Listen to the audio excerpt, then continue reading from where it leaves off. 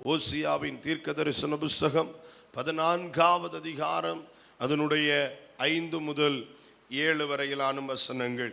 நான் இஸ்ரவேலுக்கு பனியை போல் இருப்பேன், அவன் லீலி புஷ்பத்தை போல் மலருவான், லீபனோனை போல் வேரூன்றி நிற்பான், அவன் கிளைகள் ஓங்கி படரும், அவன் அலங்காரம் ஒலிவ மரத்தினுடைய அலங்காரத்தை போலவும் அவனுடைய வாசனை லீபனோனுடைய வாசனையை போலவும் இருக்கும். அவன் நிழலில் குடியிருக்கிறவர்கள் திரும்புவார்கள், தானிய விளைச்சலை போல செழித்து திராட்சை செடிகளை போல படருவார்கள். அவன் வாசனை லீபனோனுடைய திராட்சை ரசத்தின் வாசனையை போல இருக்கும். கரங்களை உயர்த்தி சத்தமா ஒரு அல்லேலூயா சொல்லுங்க. அல்லேலூயா, அல்லேலூயா. இந்த காலை வேளைக்காக கர்த்தரை ஸ்தோத்திரிக்கிறேன். இந்த காலை வேளையிலும் இந்த வசனத்திலிருந்து கர்த்தர் நம்மோடு கூட பேசுவாராக. நாம் யாவருக்குமே கர்த்தருக்கு ஸ்தோத்திரம், பரிச்சயமான ஒரு வேத வசனத்தை தான் இந்த இடத்துல நாம் வாசிக்க கேட்டோம். ஆமென். இந்த ஓசியாவின் தீர்க்க தரிசன புஸ்தகத்தை குறித்து நாம் கவனிக்கிற பொழுது, இந்த ஓசியாவின் தீர்க்கதரிசி கிறிஸ்துவுக்கு முன்பாக 8ஆம் நூற்றாண்டில் ஆமென் ஆமென் தீர்க்க தரிசனம் உரைத்த முக்கியமான 5 தீர்க்கதரிசிகள் வேத புத்தகத்தில் இருக்கிறார்கள். ஏசாயா, மீகா, ஓசியா, யோவேல், ஆமோஸ் என்ற 5 தீர்க்கதரிசிகள் 8ஆம் நூற்றாண்டு தீர்க்கதரிசிகள் என்று அழைக்கப்படுகிறார்கள். அந்த காலகட்டமும் நாம் வாழ்ந்து கொண்டிருக்கிற காலகட்டமும் கிட்டத்தட்ட ஒரே விதமான காலகட்டங்களாய் காணப்படுகிறது. அந்த காலகட்டங்களில் கர்த்தர் மகிமையான அநேக தீர்க்க தரிசனங்களை வெளிப்படுத்தினார். அதில் இந்த ஓசியாவும் ஒருவராயிருக்கிறார். இந்த ஓசியாவை கொண்டு கர்த்தர் தம்முடைய ஜனத்தை ஆமென் தம்முடைய ஜனத்துக்கு அறிவையும் உணர்வையும் கொடுக்கும்படியாக கர்த்தர் பேசுகிறார். நாம் இந்த ஓசியாவின் தீர்க்க தரிசன புஸ்தகத்தை முதலாவதிலிருந்தே வாசித்து பார்க்கிற பொழுது நம்மை ஸ்தம்பிக்க பண்ணுகிற, நம்முடைய இருதயத்தை உடைக்க பண்ணுகிற ஆமென் தேவனுடைய அன்பு நிறைந்த ஒரு மகிமையான வேத வசனங்களாய் இந்த புத்தகத்தை பார்க்க முடியும். தேவனுடைய அன்பை எவ்வளவு ஆழமாய், எவ்வளவு அகலமாய், எவ்வளவு உயரமாய் மனிதன் பயன்படுத்துகிற வார்த்தைகளை கொண்டு விவரிக்க முடியுமோ அவ்வளவு ஆழமாய் தேவ அன்பை இந்த புத்தகம் நமக்கு விவரித்து காட்டுகிறது. அதற்கு கர்த்தர் ஓசியா என்கிற ஒரு மனிதனை தெரிந்தெடுத்து அவனுடைய வாழ்க்கையையே ஒரு வித்தியாசமான வாழ்க்கைக்குள்ளாக மாற்றுகிறார். காரணம், தீர்க்க தரிசியின் வாழ்க்கை என்பது தேவனுடைய ஆமென் வாயாக, அவனுடைய வாய் மாத்திரமல்ல, தீர்க்க தரிசன அழைப்புடையவனுடைய வாழ்க்கையே ஒரு செய்தியாக மாறுகிறது. ஆமென். தீர்க்க தரிசன வரம் பெற்றவர்கள் வெறும் வார்த்தையோடு முடித்து விடுவார்கள். தீர்க்க தரிசன அழைப்புடையவர்கள் தங்கள் வாழ்க்கையையே செய்தியாக்கும்படிக்கு அர்ப்பணிக்கிறவர்கள். இங்கே ஓசியா தீர்க்கதரிசி தன்னுடைய வாழ்க்கையின் மூலமாய் தேவன் தம்முடைய ஜனத்திற்கு எதை பேச விரும்புகிறாரோ அதை தெளிவாய் அவர் விளங்க பண்ணுகிறார். ஒரு சோரமார்க்கமாய் போன ஸ்திரீயை விவாகம் பண்ண தேவனால் கட்டளை பெற்று அந்த கட்டளை நிறைவேற்றி அந்த ஆமென் ஸ்திரீயினிடத்தில் பிள்ளைகளை பெற்று மீண்டும் அவள் சோரமார்க்கமாய் போகிற பொழுது ஆண்டவர் திரும்ப சொல்லுகிறார், அவளை போய் உன்னிடமாய் சேர்த்துக்கொள், அவளுக்காக நீ கிரயம் கொடுத்து அவளை வாங்கு அப்படின்னு சொல்லுகிற பொழுது ஆமென் யூத ஜனங்கள் நடுவிலே அங்கீகரிக்கப்படாத ஒரு வாழ்க்கை முறை, தேவ ஜனங்களுக்கு ஏற்க முடியாத ஒரு வாழ்க்கை முறையை தீர்க்கதரிசியை வாழ்வதற்கு கர்த்தர் ஆமென் வழிவகுத்து பலவந்தம் பண்ணி அதற்கு கீழ்ப்படிய பண்ணி அதையே செய்தியாக, ஜனமே நீ சோரமார்க்கமாய் போயிருக்கிறாய், ஆமென் நீ விற்கப்பட்டு போனாய், நீ அந்நியர்களிடம் வசப்பட்டு போனாய், உன்னை நான் கிரயத்துக்கு கொள்ளுகிறேன் என்று மீண்டும் மீண்டும் மீண்டும் தம்முடைய அன்பை கர்த்தர் வெளிப்படுத்தின ஒரு புத்தகம்தான் ஓசியா தீர்க்கதரிசன புத்தகம். இதனுடைய 13வது அதிகாரம் வரைக்கும் வாசிக்கிற பொழுது ஆமென், அவிசுவாசமான, அதாவது துரோகம் செய்த தேவஜனம், ஆமென், அன்ஃபெய்த்ஃபுல் நேஷன், ஆமென், அதற்கு அடையாளமாய் ஓசியாவினுடைய மனைவியை துரோகம் செய்த அன்ஃபெய்த்ஃபுல் ஒய்ஃபாக சித்தரித்து, மனைவியாக சித்தரித்து சொல்லி வருகிற பொழுது, இதனால் தேசமே நீ சீர்கட்டு போனாய், நீ வாழ்விழந்து போனாய், நீ வனாந்தரமாகி போனாய், நீ வறட்சியாய் காணப்படுகிறாய். காரணம், நீ சோரமார்க்கமாய் என்னை விட்டு நீ பின்வாங்கி போனது என்பதை ஆழமாய் கர்த்தர் சொல்லிக் கொடுக்கிறார். நீ உடைக்கப்பட்ட பாத்திரமாய் இருக்கிறாய், நீ அசுத்தமான பாத்திரமாய் இருக்கிறாய், நீ வறண்டு போன பாத்திரமாய் இருக்கிறாய், நீ என்னை விட்டு போயிருக்கிறாய் என்று சொல்லி கர்த்தர் அவர்களை ஒரு நம்பிக்கையற்ற நிலையில் கொண்டு போய் விட்டிருக்கிறதை பார்க்க முடிகிறது. நீங்கள் வாசிக்கிற பொழுது ஓசியா 13வது அதிகாரம் 9வது வசனத்தில் கர்த்தர் இப்படி சொல்லுவார், இஸ்ரவேலே, நீ உனக்கு கேடுண்டாக்கி கொண்டாய். நான் அல்ல உன்னை கேடாக்கினது, இந்த உலகம் அல்ல உன்னை கேடாக்கினது, நீ உனக்கு கேடாக்கி கொண்டாய் அப்படின்னு சொல்லி தேவ தண்டனைகளையும் கோபங்களையும் சொல்லுகிற பொழுது 14வது அதிகாரத்தில் வருகிற பொழுது கர்த்தர் இந்த 14வது அதிகாரத்திலே, நீ என்னிடத்திற்கு திரும்புவாயானால் இன்னும் உனக்காக நான் இரக்கத்தை வைத்திருக்கிறேன், இனியும் தண்டனை என்கிற நியாய தீர்ப்பை உண்மையில நான் செலுத்தாதபடிக்கு ஒரு ஆழமான மேலோட்டமான ஆசீர்வாதம் அல்ல, ஆழமான நன்மைகளை நான் உனக்காக வைத்திருக்கிறேன் என்று சொல்லுகிற ஒரு வேத பகுதியைத்தான் இந்த பகல் நாம் வாசிக்க கேட்டிருக்கிறோம். இந்த ஆரம்ப வேளையில கர்த்தருடைய ஆவியானவரால் ஏவப்பட்டவனாய் இந்த சத்தத்தை தூரத்திலும் சமீபத்திலும் இருந்து கேட்கிறவர்களுக்கு, உங்களுடைய நிலைமைகள் எப்படியா இருப்பினும், உன்னுடைய வாழ்க்கை எப்படியாக இருப்பினும், எந்த படுகுழியில், எந்த வனாந்தரத்தில் வறண்டு போய் விடாய்த்து போய் இனி வாழ்வில்லை என்று சொல்லப்படுகிற அளவுக்கு தேவ கோபத்திற்கு ஆளானதாக நம்முடைய வாழ்க்கை காணப்படுவினும், இந்த பகல் நீ தேவனிடத்திற்கு திரும்பி வருவாய் என்றால் உனக்கு மேலோட்டமான ஒரு ஆசீர்வாதத்தை அல்ல, ஆழமான ஒரு அனுகிரகத்தை கர்த்தர் உனக்காக அருளுவதற்கு இன்றும் உண்மையுள்ளவராக இருக்கிறார். நீ திரும்புவாயானால் உனக்கு எதிர்காலம் உண்டு. நீ கர்த்தரிடத்திற்கு திரும்பி வருவாயானால் உனக்கு வாழ்க்கை உண்டு. நீ கர்த்தரிடத்திற்கு திரும்புவாயானால் ஒரு ஆழமான நன்மையை இந்த பகல் கர்த்தர் உனக்காக ஆயத்தம் பண்ணி இருக்கிறார் என்று சொல்லித்தான் இன்றைக்கு சொல்லுகிறார், நான் இஸ்ரவேலுக்கு பனியை போல இருப்பேன். துரோகம் செய்த இஸ்ரவேலுக்கு நான் பனியை போல இருப்பேன். என்னை விட்டு தூரம் போன இஸ்ரவேலுக்கு நான் பனியை போல இருப்பேன். என்னை விசாரிக்காமல், என்னிடத்திற்கு வராமல், என்னை விட்டு தூரம் போய் சோரமார்க்கமாய் போய் தனக்கே கேடுடாக்கி கொண்ட இஸ்ரவேல் என்னிடத்திற்கு திரும்புமானால் நான் இஸ்ரவேலுக்கு பனியை போல் இருப்பேன். அவன் லீலி புஷ்பத்தை போல மலருவான், லீபனோனை போல் வேரூன்றி நிற்பான். அவன் கிளைகள் ஓங்கி படரும். அவன் அலங்காரம் ஒலிவ மரத்தினுடைய அலங்காரத்தை போலவும், அவனுடைய வாசனை லீபனோனுடைய வாசனையை போலவும் இருக்கும். அவன் நிழலில் குடியிருக்கிறவர்கள் திரும்புவார்கள். தானிய விளைச்சலை போல செழித்து திராட்சை செடிகளை போல படருவார்கள். அவன் வாசனை லீபனோனுடைய திராட்சரசத்தின் வாசனையை போல இருக்கும். கரங்களை உயர்த்துறேன் சொல்லுங்க. இந்த பகல் கர்த்தர் அவரிடத்திற்கு திரும்ப ஆயத்தமாயிருக்கிற தேவ பிள்ளைகளுக்கு ஒரு வார்த்தையை தருகிறார்.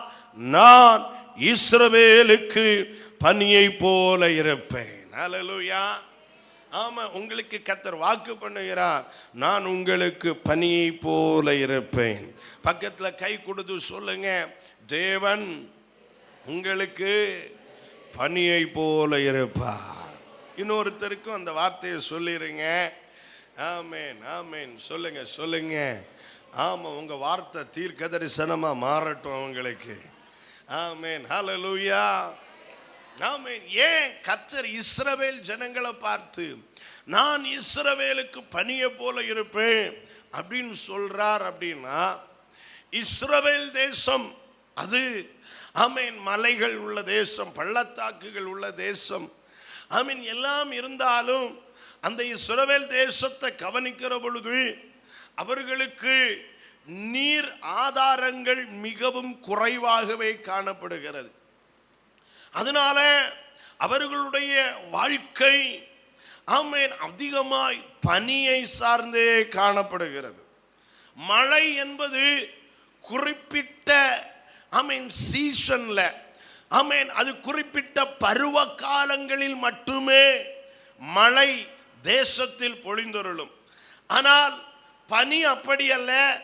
வறட்சியான காலத்திலும் குறிப்பாய் அறுவடை காலமாகிய கோடை காலத்திலே பனி இஸ்ரவேலுக்கு பல ஆசீர்வாதங்களை கொண்டு வருகிறதா இருக்கிறது. சில வருடங்களுக்கு முன்பாக நான் இஸ்ரவேலுக்கு பனியை போல் இருப்பேன் என்கிற தலைப்புல வார்த்தையை பேசின பிரசங்கித்த ஞாபகம் எனக்கு இருக்கிறது. அந்த பகுதிகளை இந்த பகல் நான் தொடப்போகிறதில்லை. அன்றைக்கு கர்த்தர் வித்தியாசமா இடைப்பட்டார். ஆமேன். இன்றைக்கு கவனிங்க, பனி என்பது இஸ்ரவேல் ஜனங்களுக்கு அது ஒரு வாழ்வாதாரம் என்பதை என்று சொல்வதை விட எல்லாவற்றிற்குமான ஒரு அடிப்படை ஆதாரமாய் பனி என்பது மத்திய கிழக்கு நாடுகளில் இருக்கிறவர்களுக்கு இன்றும் காணப்படுகிறதா இருக்கிறது. குறிப்பாய் எல்லா தாவரங்களுக்கும் பனி ஒரு அடிப்படை ஆதாரமாக இருக்கிறது. அப்படின்னா இஸ்ரவேலை பார்த்து என்ன சொல்றாரு? நான் உனக்கு ஆமென் ஒரு ஆதாரமா இருக்க போகிறேன். கரங்களை உயர்த்தி அல்லேலூயா சொல்லுங்க பார்க்கலாம்.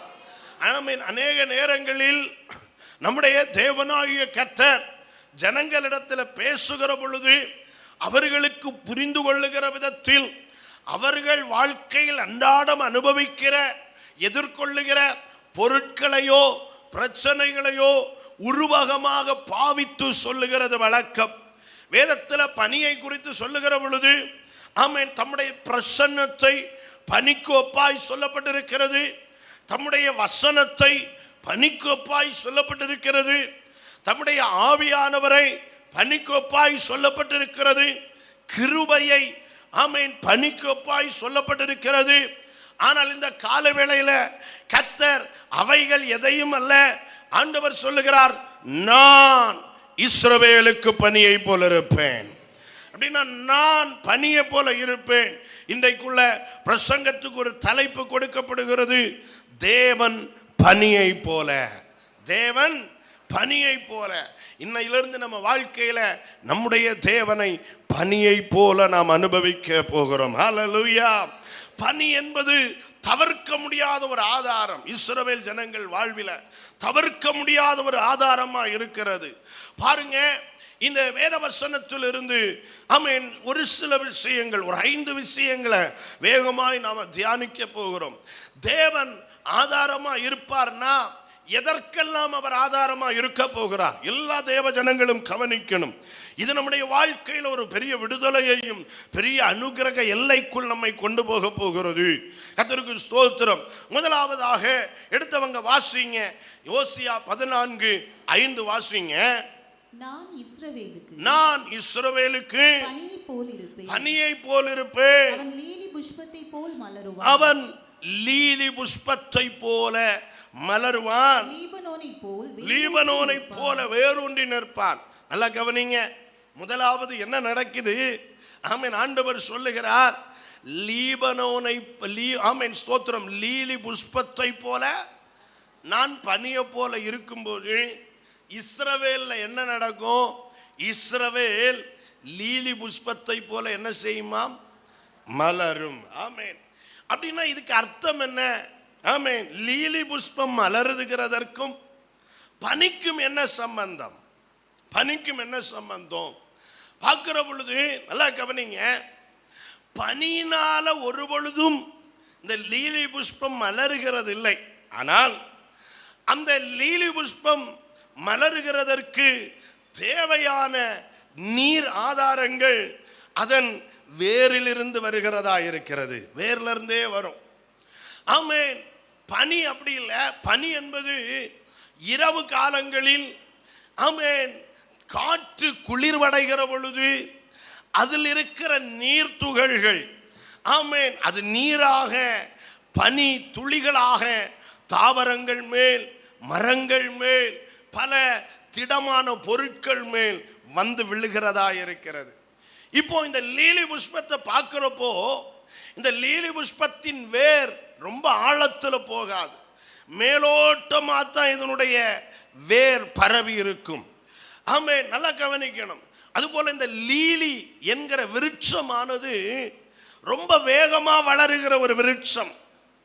அந்த இந்த போட்டோல பார்க்கறது மாதிரி இந்த லீலி புஷ்பத்தை பார்க்கிற யாருமே ஒரு நிமிஷம் நின்று அதை கவனிச்சுட்டு போகிற அளவுக்கு அது அழகாக இருக்கும். இன்னும் சொல்ல போனா காலை நேரங்களில் அந்த லீலி புஷ்பத்தை பார்க்கிறப்போ அதன் மேல பெய்திருக்கிற பனித்துளி, ராத்திரி முழுவதும் பனித்துளி லீலி புஷ்பத்தின் மேல் அப்படியே பெய்யும் பொழுது லீலி புஷ்பத்தின் அந்த கர்த்தருக்கு ஸ்தோத்திரம் அந்த இதழ்கள் ரொம்ப விரிந்து கொடுத்து அந்த பனித்துளிகளை உள்ள வாங்கி கொள்ளும். வாங்கி கொண்டு காலையில் வெயில் வருகிற நேரங்களில் இந்த லீலி புஷ்பம் அது ரொம்ப ஃப்ரெஷ்ஷா புத்துணர்வா அது முழு ஜீவனோட தன் முழு அழகை வெளிப்படுத்தி அதன் மேல் அங்கொன்றும் இங்கொன்றும் பனித்துளி இருக்க அது பார்க்கிற காட்சியே அது மிக அழகா இருக்கும். கரங்களை உயர்த்தி ஆமென் சொல்லுங்க பார்க்கலாம். அல்லேலூயா. சுற்றுலாவுக்கு போகிறவங்க அதிகாலை நேரத்தில் இந்த ஆமென் லீலி புஷ்பம் பனி அதன் மேல் விழுந்த லீலி புஷ்பத்தை பார்க்கிறதுக்குன்னே அவர்கள் செலவிட்டு செல்லுவார்கள் என்பது ஆமென் சொல்லப்பட்டு கேட்கப்பட்டிருக்கிறேன். அப்படின்னா இந்த லீலி புஷ்பத்தை போல மலருவான் அப்படின்னா அதனுடைய அர்த்தம் என்னன்னா இந்த பனிதான் இந்த லீலி புஷ்பத்தை அழகாக்கி காட்டுகிறது. கரங்களை உயர்த்தி அல்லேலூயா சொல்லுங்க. இந்த பனிதான் இந்த லீலி புஷ்பத்தை கோடை காலத்திலும் அழகாய் அது ஃப்ரெஷ்ஷா இருக்கிறது மாதிரி எல்லாருக்கும் காட்டுது.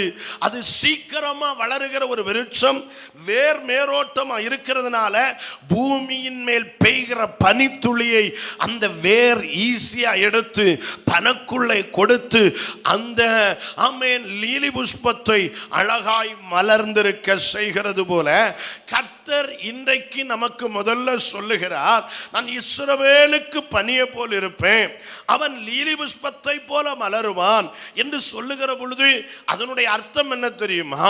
ஒவ்வொரு நாளும் பனித்துளி பெய்கிற பொழுது அந்த லீலி புஷ்பம் மலர்ந்து அழகாய் காட்டுகிறது போல வெளியரங்கமான அழகுக்கான ஆதாரமாய் நான் இருப்பேன் என்று கர்த்தர் சொல்லுகிறார். கரங்களை உயர்த்தி அல்லேலூயா சொல்லுங்க பார்க்கலாம். நல்லா கவனிக்கணும். இதை தெளிவா நம்முடைய வாழ்க்கையோட சம்பந்தப்படுத்தி இன்னைக்கு பேசுறேன். கர்த்தர் சொல்லுகிறார், இந்த உலகம் கோடை காலத்தை போல உஷ்ணம் நிறைந்ததை போல வெயில் நிறைந்ததை போல சரியான அளவுக்கு நமக்கு தேவையான நீராதாரங்கள் இந்த பூமியில கிடைக்காததை போல இந்த உலகத்தில் வாழ்வதற்கு ஏதுவான எந்த நன்மைகளும் உலகத்தில் இந்த பூமியில் நமக்கு இல்லாமல் போக வாய்ப்புகள் உண்டு. ஆனால் அதன் நடுவிலும் தேவ பிள்ளைகளுடைய வாழ்க்கை கர்த்தரிடத்திற்கு திரும்பினவர்களுடைய வாழ்க்கை ஆமென் பற்றாக்குறையின் நடுவில் இருக்க போகிறதில்லை. ஆமென் ஒன்றுமில்லாதவர்கள் போல வறண்டு வறட்சி அடைந்து அழகற்றவர்களாய் இருக்க போகிறதில்லை. கர்த்தர் இந்த பகல் வாக்கு பண்ணுகிறார், நம்முடைய வாழ்க்கை என்றென்றைக்கும் ஒரு புத்துணர்வாக ஆமென் கர்த்தருக்கு ஸ்தோத்திரம் செழிப்பானதாய் வெளியே தெரிகிறபடி, நல்லா கவனிக்கணும், வெளியே தெரிகிறபடி. இன்னைக்கு கர்த்தர் தெளிவா சொல்றாரு, நம்முடைய வாழ்க்கையில கர்த்தர் இருக்கிறார் என்பதை வெளியரங்கமாய் காட்டுகிறதற்கு கர்த்தர் எந்த விஷயத்தில் ஆதாரமா இருக்கணுமோ நமக்கு நல்ல ஆதாரமாய் கர்த்தர் இருக்க போகிறார். கரங்களை உயர்த்தி கர்த்தரை ஸ்தோத்திரம் பண்ணுங்க. வெளியே தருகிற ஆசீர்வாதங்கள், வெளியரங்கமா பார்க்கிற நன்மைகள் பாருங்க. ஆமென் ஓபேத் ஏதோமுடைய வீட்டில் கர்த்தருடைய உடன்படிக்கை பெட்டி கொண்டு வைக்கப்பட்ட பொழுது அந்த உடன்படிக்கை பெட்டி 3 மாதம் அளவும் அவனுடைய வீட்டில் இருக்கிறது. அந்த 3 மாதத்திற்குள் ஆமென் அந்த தேசம் ஒரு செய்தியை அறிகிறது. ராஜ அரமனைக்கு கூட செய்தி போகுது, தாவீதுக்கு கூட செய்தி போகுது. கர்த்தர் ஓபேத் ஏதோமையும் அவனுடைய வீட்டையும் அவனுக்குண்டான எல்லாவற்றையும் கர்த்தர் ஆசீர்வதித்திருக்கிறார். இது உள்ளானதல்ல, வெளியரங்கமான அழகு, வெளியரங்கமான தோற்றம். இன்னைக்கு கர்த்தர் சொல்லுகிறார், உன்னை பார்க்கிறவர்கள் நீ ஆசீர்வதிக்கப்பட்டவன் என்பதை பார்ப்பதற்கு, உன்னை பார்க்கிறவர்கள் தேவன் உன்னோடு கூட இருக்கிறார் என்பதை பார்ப்பதற்கு ஏதுவாய் கர்த்தர் இந்த நாள் முதல் ஒரு லீலி புஷ்பத்துக்கு பனி ஆதாரமா இருக்கிறது போல உனக்கு கர்த்தர் ஆதாரமா இருக்க போகிறார். எத்தனை பேர் விரும்புறீங்க எனக்கு கர்த்தர் ஆதாரமா இருப்பாராக? ஹல்லேலூயா. நம்முடைய வாழ்க்கையில என்னைக்கோ கிருபையை பெற்றுட்டு அதை வச்சுட்டு ஓட்டம் வைக்கிற ஆட்கள் அல்ல. இன்னைக்கு கர்த்தர் ஏன் கூட இருக்கிறார், அன்னைக்கு கர்த்தர் ஏன் கூட இருந்தார்னு நிறைய பேரால சொல்ல முடியும். ஆனா என் கேள்வி, இன்னைக்கு உன் வாழ்க்கை எப்படி இருக்கு? கர்த்தர் உன்னோடு கூட இருக்கிறாரா? கர்த்தர் உனக்கு ஆதாரமா இருக்கிறாரா? உன் வாழ்க்கையின் வெற்றிக்கு கர்த்தர் காரணமா? உன் வாழ்க்கையின் ஆசீர்வாதத்துக்கு கர்த்தர் காரணமா? உன் வாழ்க்கையின் செழிப்புக்கு கர்த்தர் காரணமா? வெளியரங்கமாய் கர்த்தரை அறியாதவர்கள் உன்னை பார்க்கிற பொழுது, உன்னை பார்த்து வேதவசனம் அப்படித்தானே சொல்லி இருக்கிறது. ஆமென் என்னை பார்க்கிறவர்கள் ஆமென் நீர் எனக்கு அனுகூலமா இருக்கிறதை கண்டு, நீர் எனக்கு ஒரு அடையாளம் செய்கிறதை கண்டு ஆமென் புறஜாதிகள் அஞ்சி பயந்து உம்மை சேவிக்கிறதற்கு அது ஏதுவா இருக்க வேண்டுமே. அப்படின்னா இன்னைக்கு எத்தனை பேர் சொல்றீங்க, என்ன பார்க்கிறவங்க கர்த்தர் எனக்கு ஆதாரம் என்பதை பார்க்கட்டும்? கரங்களை உயர்த்துறலேலுயா சொல்லுங்க பார்க்கலாம். என் வாழ்க்கை வெளியரங்கமான அழகு நிறைந்த வாழ்க்கையா இருக்கட்டும், வெளியரங்கமான அற்புதமான வாழ்க்கையா இருக்கட்டும். கர்த்தர் கூட இருக்கிறார் என்பதற்கு அடையாளமே வெளியரங்கமாய் தெரிகிற சில அடையாளங்கள். ஹல்லேலூயா. ஆமென். அதுதான் நிரூபணம், கர்த்தர் ஆதாரமா இருக்கிறார் என்பதற்கு. இன்னைக்கு இந்த இடத்துல இருக்கிற ஒவ்வொருவருக்கும் சொல்றேன், என்றைக்கோ கர்த்தர் கூட இருந்தாருன்னு இல்ல, இன்னைக்கு என் கூட இருக்கிறார். இன்னைக்கு அவர் தான் என் ஆதாரம், இன்னைக்கு அவர் தான் என் பலன், இன்னைக்கு அவர் தான் எனக்கு சகாயர், இன்னைக்கு அவர் தான் எனக்கு அப்படின்னு சொல்ற கிருபைகளை பெறாம இன்னைக்கு இந்த இடத்தை விட்டு போகக்கூடாது. கர்த்தர் இன்னைக்கு வாக்கு பண்றார், நீ என்னிடத்திற்கு திரும்பி வருவேனா உனக்கு நான் ஆதாரமா இருக்க போகிறேன், உனக்கு ஆதாரமா இருக்க போறேன். நீ சூழ்நிலைமைகளை பத்தி பேசுற, அதனால இந்த தோல்வி, அதனால தான் எனக்கு இந்த பிரச்சனை, இதனால இந்த பிரச்சனை, உலகத்தில் அவங்களுக்கு பிரச்சனை அதனால எனக்கு பிரச்சனை, அவங்களுக்கு கஷ்டம் அதனால எனக்கு கஷ்டம், பஞ்சம் அதனால எனக்கு இது, அரசாங்கம் அப்படி இருக்கு அதனால இது, அதிகாரி அப்படி இருக்காங்க அதனால இது, இவங்க இப்படி இருக்காங்க அதனால இது. எல்லாருக்குமே எப்படித்தான் வேதவசனம் அப்படி கற்றுத்தரல. ஆமென். சிங்க குட்டிகள் தாழ்ச்சி அடைந்து பட்டினியா இருக்கும், கர்த்தரை தேடுகிறவர்களுக்கோ ஒரு நன்மையும் குறைவுபடாது. இது கவிஞன் எழுதின வார்த்தை அல்ல, சர்வ வல்லவரை குறித்த வார்த்தை. அப்படின்னா வேத வசனம் சொல்லுகிறது, கர்த்தரை தேடுகிற பிள்ளைகளுக்கு ஒரு நன்மையும் குறைவுபடாது. பஞ்சகாலத்திலும் அவர்களை திருப்தியாக்குகிற கர்த்தர் அல்லவா, பஞ்சகாலத்திலும் திருப்தியாக்குகிற கர்த்தர் அல்லவா? நீ ரட்சிக்கப்படாத அஞ்ஞானியை போல, உலகத்தானை போல உலகத்தை பார்த்து குறை சொல்லுகிறதை நிறுத்திவிட்டு என்னிடத்திற்கு திரும்பு, நான் உனக்கு ஆதாரமாயிருப்பேன். வாழ்க்கை மலரும்பா, வாழ்க்கை மலரும், வாழ்க்கை மலரும். யார நம்பி ஏமாற? நீ யார்கிட்ட வந்து சாக்கு போக்கு சொல்ற? கர்த்தர் உன் கூட இருக்கார் என்பதற்கு அடையாளமே வெளியரங்கமாய் தெரிகிற உன்னுடைய அழகுதான். அல்லேலூயா. இஸ்ரவேல் ஜனத்தை குறித்து சொல்லும் போது எவ்வளவு அழகா வர்ணிக்கிறார். பிலேயாம் சொல்லுகிறார் அவங்க அழக குறிச்சு, காண்டா மிருகத்துக்கு ஒத்த பலன் அவர்களுக்கு உண்டு. அவர்கள் தனித்து வாசம் பண்ணுகிறவர்கள், அவர்கள் கூடாரங்கள் எவ்வளவு அழகா இருக்கு. தூரத்திலும் சமீபத்திலும் பார்க்கிறவர்கள் தெய்வத்தை ஆராதிக்கிற பிள்ளைகளை பார்த்து இப்படித்தான் சொல்லணும், அவங்களை யாரும் ஜெயிக்க முடியாது, அவங்க அழகானவங்க. அல்லேலூயா. ஆண்டவர் சொல்லுகிறார், உன் வெளிப்பற அழகுக்கு நான் ஆதாரமா இருக்க போகிறேன். எத்தனை பேர் கர்த்தரை ஸ்தோத்திரம் பண்றீங்க? பிரச்சனை இல்லைன்னு நான் பிரசங்கம் பண்ண வரல. உபத்திரவமும் பிரச்சனைகளும் உண்டு. ஆனால் அதன் நடுவில் தேவ பிள்ளைகளுடைய வாழ்க்கை வெளியே எப்படி இருக்கும்னா அழகானதாகத்தான் இருக்கு. அல்லேலூயா. ஆண்டவர் சொல்றாரு, நான் இஸ்ரவேலுக்கு பனியை போல இருப்பேன், அவன் லீலி புஷ்பத்தை போல மலருவான். அவனுக்கு நல்ல மலருதல் இருக்கும். அந்த இதழ்கள் எல்லாம் நல்ல ஃப்ரெஷ்ஷாக தான் இருக்கும். ஒன்றை பார்க்குறவங்க டெய்லி ஒன்றை ஃப்ரெஷ்ஷாக பார்க்கணும். ஆமாம், கர்த்தருக்கு ஸ்தோத்திரம் செலுத்துங்க. பார்க்கலாம், நல்லா ஸ்தோத்திரம் பண்ணுங்க. ஒன்றை துக்கமாக பார்க்கக்கூடாது, ஒன்றை வருத்தமாக பார்க்கக்கூடாது, ஒன்றை சங்கடமாக இனி உலகம் பார்க்கக்கூடாது, இனி இல்லாதவனை போல ஒன்றை உலகம் பார்க்கக்கூடாது. ஒருவேளை எனக்கு ஒன்றுமே இல்லாமல் இருந்தாலும் உலகம் என்னை பார்க்கும்போது சொல்லணும், என்ன ராஜாவா பார்க்கணும். விசுவாசிச்சா ஆமேன்னு சொல்லுங்க. கர்த்தர் இதை செய்ய முடியும்னு சொன்னால் அவர் ஆமேன்னு சொல்லுங்க. ஆமாம், தானியேலுக்கு பிரச்சனை இல்லாமல் இல்லை, ஆனால் வெளியே அழகான வாழ்க்கை தான் தானியேலுக்கு இருந்துச்சு. ஆமாம், இன்னைக்கு சொல்கிறேன், பிரச்சனை எல்லாருக்கும் உண்டுங்க. ஆமேன், எனக்கு மட்டும் பிரச்சனைன்னு ஆமேன் கடந்த கூட்டுக்குள்ளே கொண்டு தலையை விட்டுட்டு வந்தது மாதிரி எப்பவும் இருக்காதீங்க. அழகான முகத்தோட ஒரு அல்லேலூயா சொல்லுங்க பார்க்கலாம். ஆமாம், கர்த்தருக்கு ஸ்தோத்திரம். ஏன்னா நம்ம ஆராதிக்கிற தெய்வம் ஜீவன் உள்ளவர்.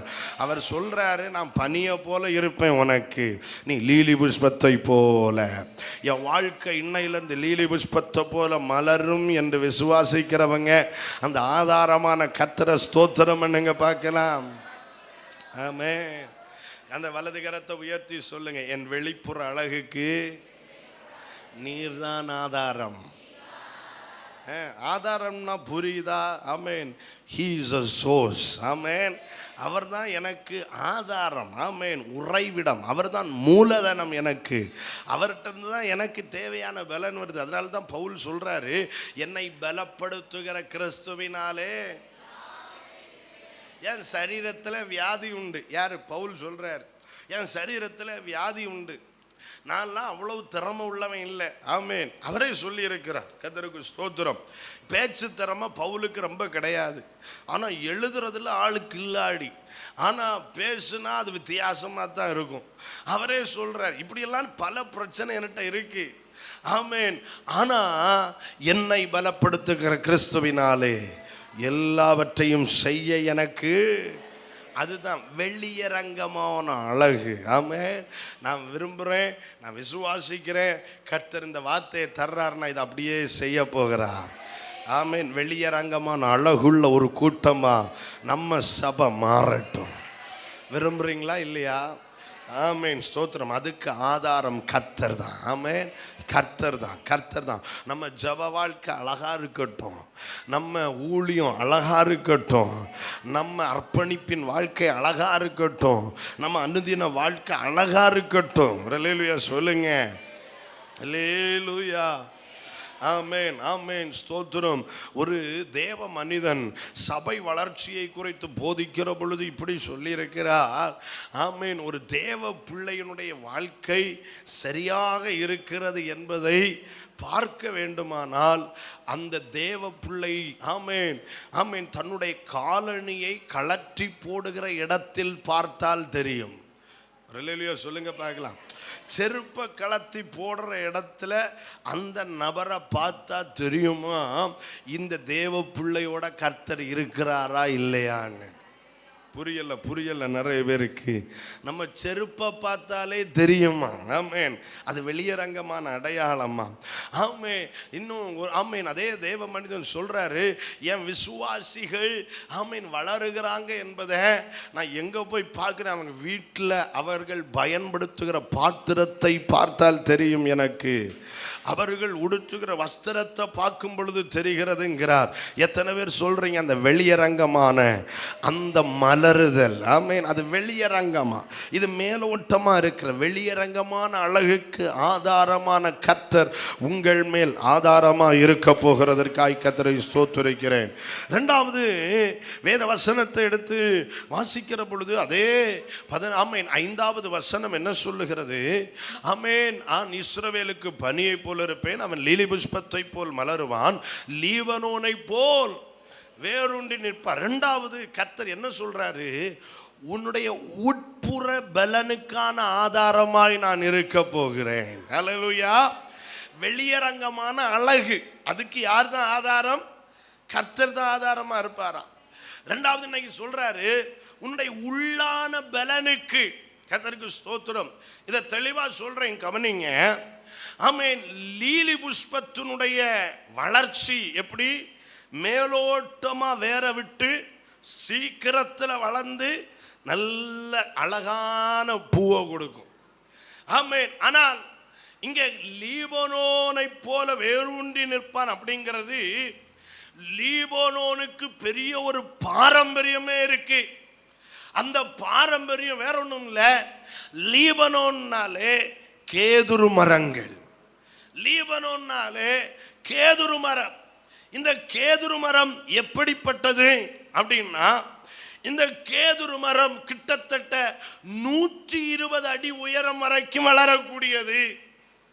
இந்த கேதுரு மரம் 120 அடி உயரத்தில் வளரும்போது தன்னை சுற்றிலும் 30 அடி சுற்றளவு ஆமேன் வீதியில அடர்த்தியான நிழலை கொடுத்து வளருகிற ஒரு மரம் இது.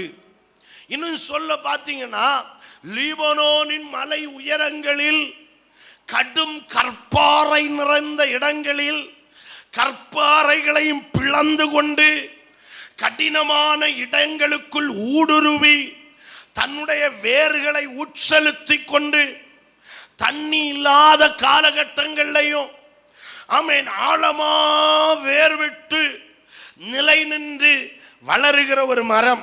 இன்னும் சொல்ல கவனிக்கணும், லீபனோனின் மலை சுகரங்களில் அதிகமாக சுழல் காற்று வீசுவது உண்டு என்று சரித்திரம் சொல்லுகிறது. சுழல் காற்று அடிக்கடி வந்து அந்த மலைக்கு மேல் உயரங்கள்ல பயங்கரமா வீசும்.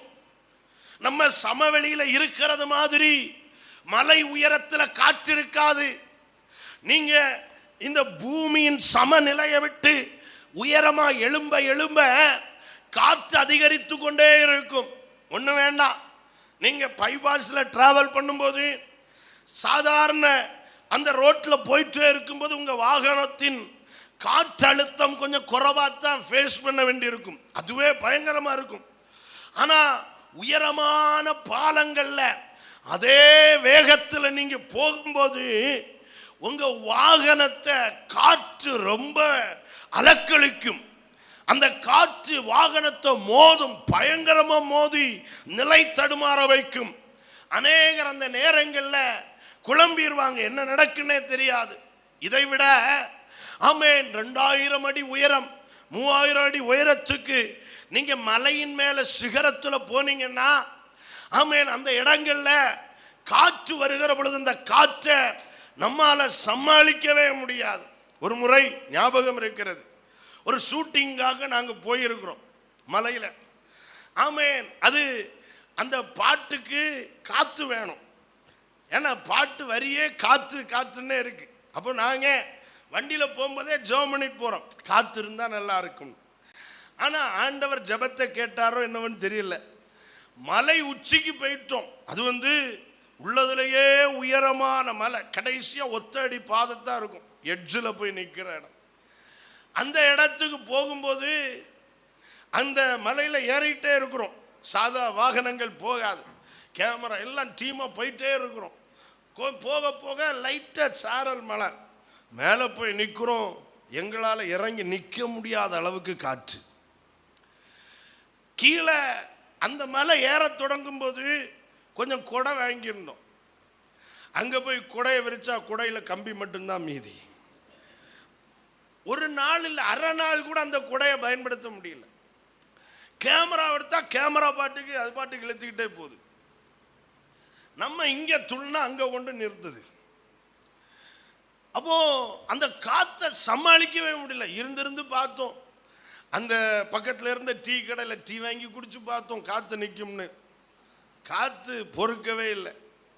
அப்போ நான் என்ன சொல்றேன், உயர போக போக காற்றினுடைய வேகமும் அழுத்தமும் பயங்கரமா இருக்கும். எங்களால ஒரு கிளிப்பு கூட அங்க எடுக்கவே முடியல. ஒரு நாள் அப்படியே போச்சு. அங்க ஒன்றும் செய்ய முடியாது, அப்படிப்பட்ட காற்று. ஏன்னா தடை இல்லாம காற்று மோதிக்கிட்டே இருக்கும். அப்படிப்பட்ட மலை உயரத்துல 120 அடி உயரத்துல கேதுரு மரம் வளருகிறது. அந்த இடத்துல கேதுரு மரம் எப்படி நிக்குமா? அசையாம நிக்குமா? சொல்லுங்களேன். அந்த காற்றில் அசையாம நிக்கணும்னா அதுக்கு தேவை வெளியே ஒரு ஜெய்ஜாண்டிக்கான ஒரு பெரிய கம்பீரமான தோற்றம் அல்ல, அதுக்கு தேவை ஆழமான வேர். ஆமென். அந்த மலை உச்சியில தேவையான தண்ணி கிடைக்காது. ஆனா அந்த வேர் ஆழமா போக காரணமா நிக்கிறது எதுவா? அங்கு பெய்திறங்குகிற பனித்துளிகள். கரங்களை உயர்த்தி அல்லேலூயா சொல்லுங்க பார்க்கலாம். அந்த பனித்துளிகள், அந்த மரம் எல்லா சூழ்நிலைமைகள் மத்தியிலும் இம்மூவபிள், அதாவது அசையாம நிற்கிறதற்கு அதற்கு பலனை கொடுக்கிறது. அது வேரூன்றி நிற்க செய்கிறதுனா கர்த்தர் இன்னைக்கு சொல்றாரு, அப்படி எந்த சூழ்நிலைமையிலும் நீ அசைக்கப்படாதபடிக்கு நிலைத்து நிற்பதற்கு ஏதுவாய் உனக்கு நான் உள்ளான பலனுக்கான ஆதாரமா இருக்க போகிறேன். கரங்களை உயர்த்தி ஒரு அல்லேலூயா சொல்லுங்க பார்க்கலாம். நீ கர்த்தரிடத்திற்கு திரும்ப வேண்டாம். உன் வாழ்க்கை எப்படி இருக்க போகுது? என் பலத்தில் நீ வாழ போகிறாய். உள்ளான பலன். ஆமென், ஸ்தோத்திரம். வெளியே ஒரு பிரச்சனை வந்தா உள்ளம் எவ்வளவு கலங்கிறது இல்லை, உள்ளம் எவ்வளவு ஆமென் நிலை குலையுது இல்லை. ஆமென், தூரத்தில் ஒரு பிரச்சனை வர்றதுக்குள்ள பயந்துடுறோம், நடுங்கிடுறோம்.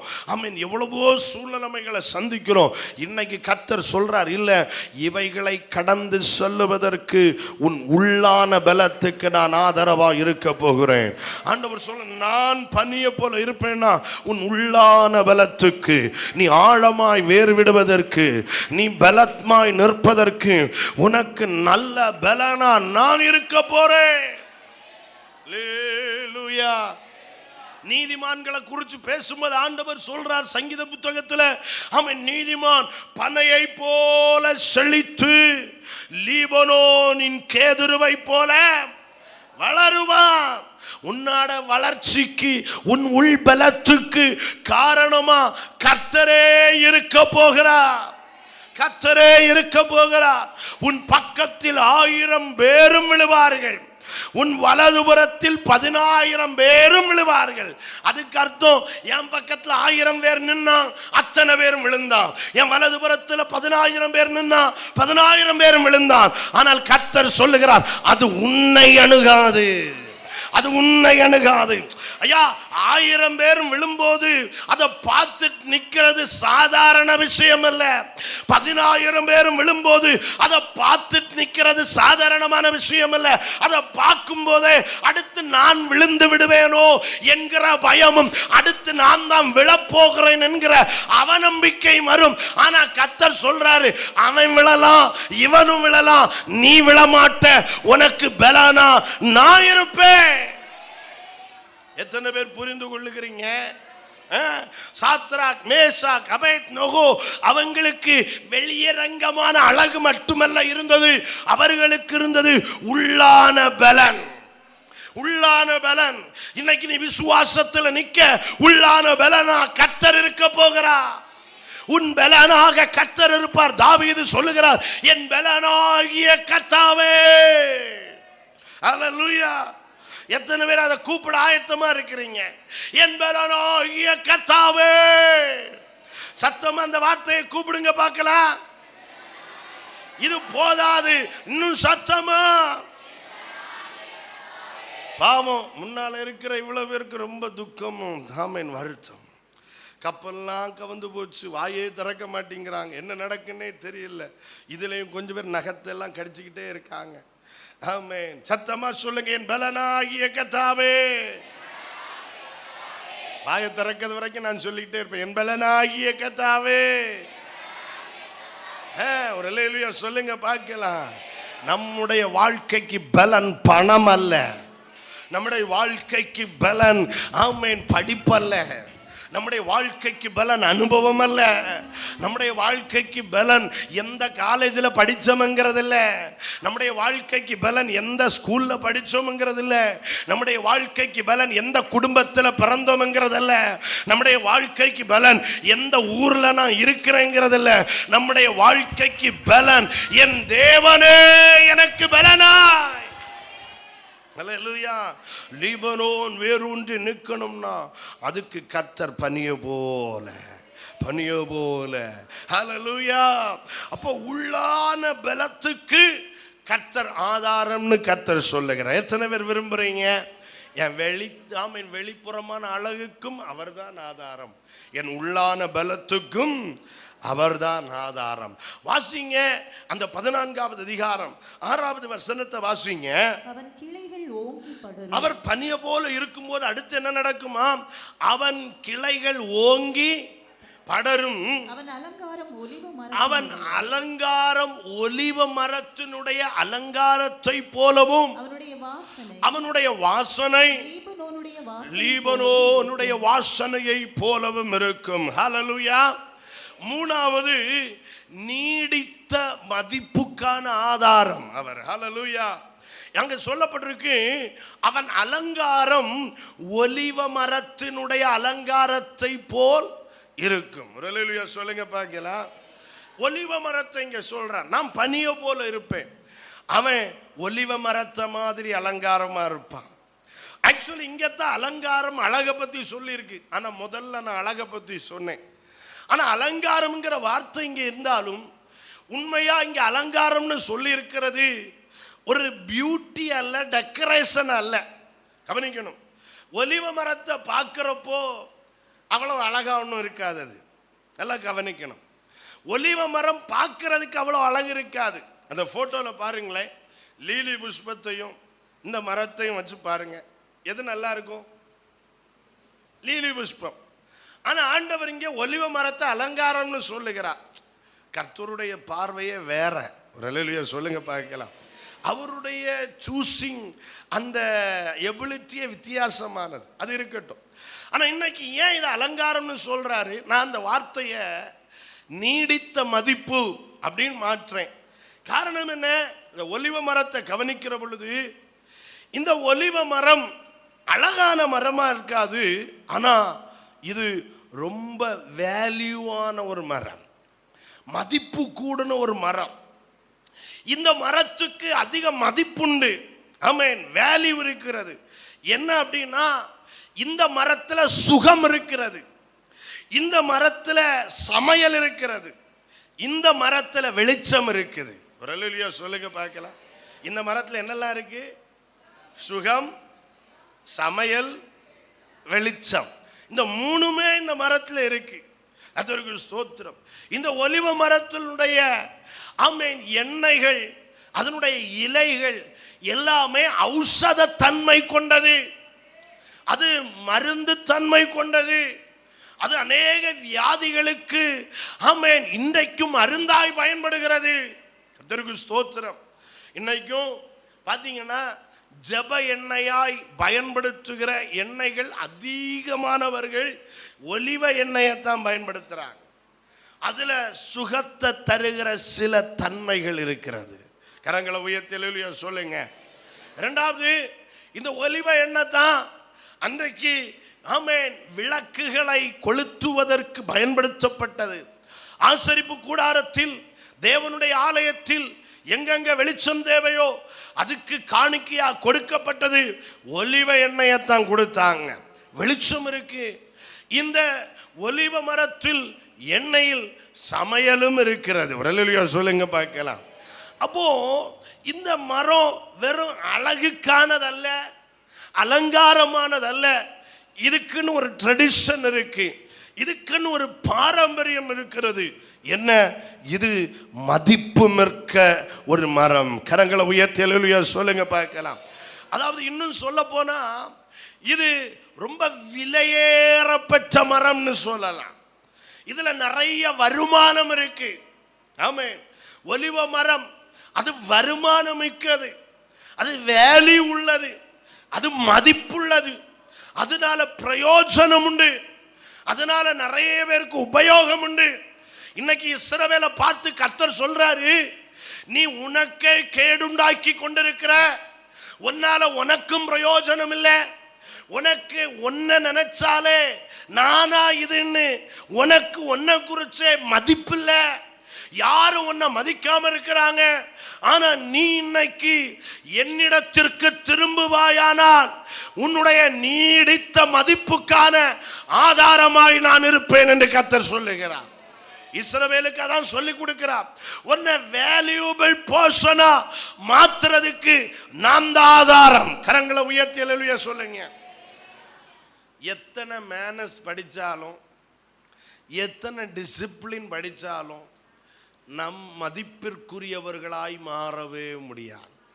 ஒரு பொழுது கர்த்தர் நம்மை மாற்றினால் ஒழிய நம்மை நல்ல மதிப்புடையவர்களாய், விலையேற பெற்றவர்களாய் மாற்றுகிறவர் கர்த்தர். எத்தனை பேர் சொல்றீங்க ஆமென்? என்னை விலையேற பெற்றவனாய் மாற்றுகிறவர் கர்த்தர். ஆமென். கரங்களை உயர்த்தி சொல்லுங்க. என்னை விலையேற பெற்றுகிறவராய், விலையேற பெற்றவனாய் மாற்றுகிறவர் கர்த்தர். நீரே என்னை மாற்றுகிறீர். ஹல்லேலூயா. விலையேற பெற்ற திருரத்தமே அவர் வீழாவி நின்று பாயுதே. விலையேற பெற்றோனாய் மாற்ற விலையாக இந்தனரே.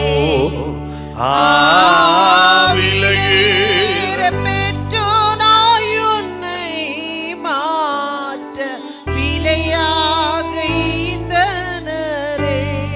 ஹல்லேலூயா. நானும் நீங்களும் விலையேற பெற்றவங்களா மாறணும்னு தான் இயேசு இந்த உலகத்தில் வந்து தம் இரத்தத்தையே சிந்தி அந்த இரத்தத்தை கொடுத்து நம்மை கிரயத்துக்கு கொண்டு நம்மை விலையேற பெற்றவர்களாய் மாற்றி இருக்கிறார். ஆண்டவர் அதான் சொல்றான், நீ என்னிடத்திற்கு திரும்பி வா, உன்னை நான் விலையேற பெற்றவனா மாற்றி காட்டுறேன். ஏன்னா உனக்காக நான் கொடுத்தது என் ரத்தம். அது எப்படிப்பட்ட ரத்தம்? விலையேற பெற்ற ரத்தம், அது குற்றமற்ற ரத்தம், அது பரிசுத்த ரத்தம், அது ஆபேலின் ரத்தத்தை காட்டிலும் நன்மையானவைகளை பேசுகிற ரத்தம், அது உன்னை ஆலயமாக்குகிற ரத்தம். எத்தனை பேருக்கு அந்த வார்த்தை புரியுது? தாவீதின் கரத்தில் இருந்த மனுஷ ரத்தம் அவன் ஆலயம் கட்டக்கூடாதபடிக்கு தடுக்கிற பொழுது என்னையே ஆலயமாக்கின ஒரு ரத்தம், அது இயேசு கிறிஸ்துவின் ரத்தம்.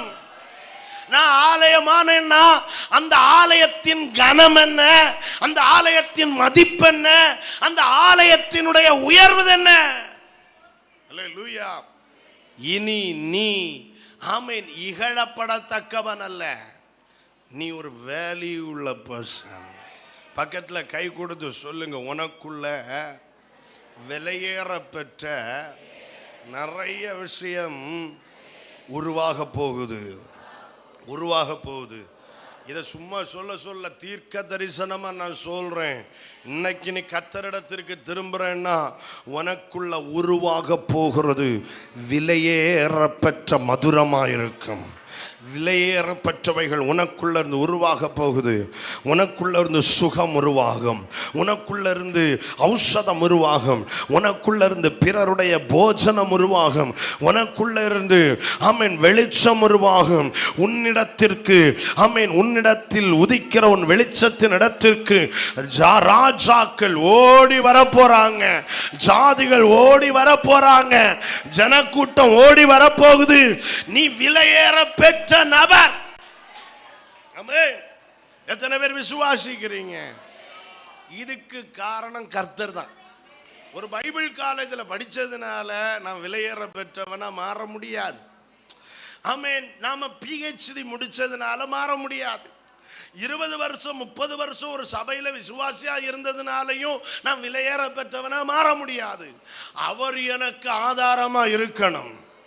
இஸ்ரவேலுக்கு பனி எப்படி ஆதாரமோ எனக்கு கர்த்தர் ஆதாரமா இருப்பாருன்னா, எனக்கு எல்லாம் அவர்னா, எல்லாத்துக்கும் என் கண் அவரை தான் பார்க்கும்னா, அவர் தான் எனக்கு எல்லாவற்றுக்கும் உறைவிடமா இருப்பார்னா, எனக்கு சுகத்துக்கு சுகம் அவர் தான், எனக்கு செழிப்புக்கு செழிப்புக்கு ஆதாரம் அவர் தான், எனக்கு ஞானத்துக்கு ஞானத்தின் ஆதாரம் அவர் தான், எனக்கு எல்லா வளர்ச்சிக்கு வளர்ச்சியின் ஆதாரம் அவர் தான், எனக்கு பரிசுத்தத்துக்கு பரிசுத்தத்தின் ஆதாரம் அவர் தான், எல்லா மீட்பு அவர் தான், கனம் அவர் தான், புகழ்ச்சி அவர்தான், எல்லாம் எல்லாம் எல்லாம் எல்லாம் அவர்னா.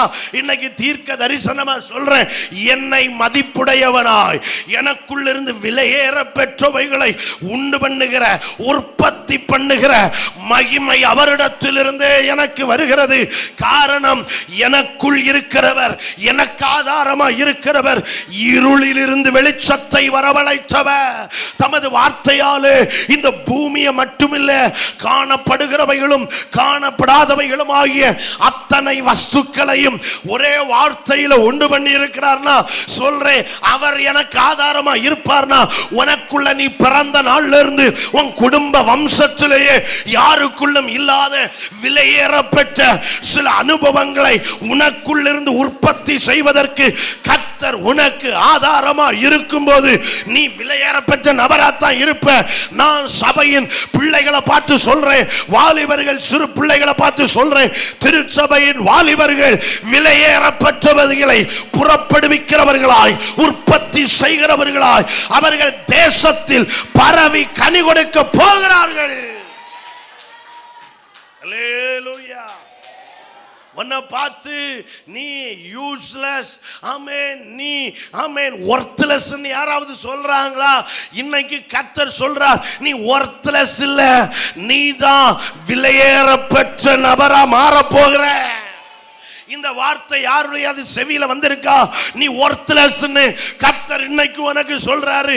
நீதான்பா அத சொன்ன நபருக்கு விலையேறப்பெற்ற நபரா வாழ போற.